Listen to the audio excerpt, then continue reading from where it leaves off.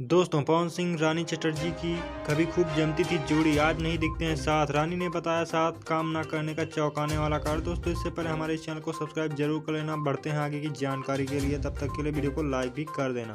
दोस्तों, आपको बता दें कि एक वक्त था जब रानी चटर्जी और पवन सिंह की जोड़ी पर्दे पर खूब जमती थी, लेकिन काफी समय से दोनों ने स्क्रीन शेयर नहीं की है और अब इसके पीछे की वजह रानी चटर्जी ने खुद बता दी है, जो हम आपको इस वीडियो में बताने जा रहे हैं। दोस्तों, रानी चटर्जी भोजपुरी इंडस्ट्री की क्वीन है, तो वहीं पवन सिंह भी सुपरस्टार से कम नहीं। दोनों को ही भोजपुरी सिनेमा में कई साल पूरे हो चुके हैं। एक समय में रानी और पवन सिंह की जोड़ी पर्दे पर खूब जमती थी।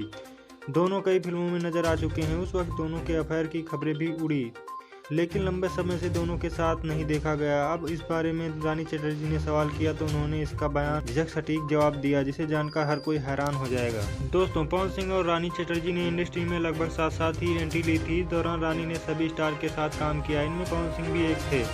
दोनों देवरा बड़ा सतावेला, उमरिया, कैले तोहरे नाम, सरकार जैसी फिल्मों के साथ दिखे थे। दोनों ने जोड़ी को खूब पसंद किया। उस वक्त दोनों के अफेयर की खबरें भी खूब उड़ी, लेकिन इतनी ही जोड़ी होने के बावजूद दोनों फिर कभी साथ नहीं दिखे। दोस्तों, रानी चटर्जी ने साफ बताया कि वो उन्हीं फिल्मों में काम करती हैं जिससे उनका किरदार काफी दमदार होता है, जबकि पवन सिंह की फिल्मों में हीरोइन का काम काफी कम होता है। दोस्तों, ये वीडियो आपको कैसी लगी कमेंट में जरूर बताएं और रानी चटर्जी ने अपना जवाब कैसा दिया ये कमेंट में भी जरूर लिखें।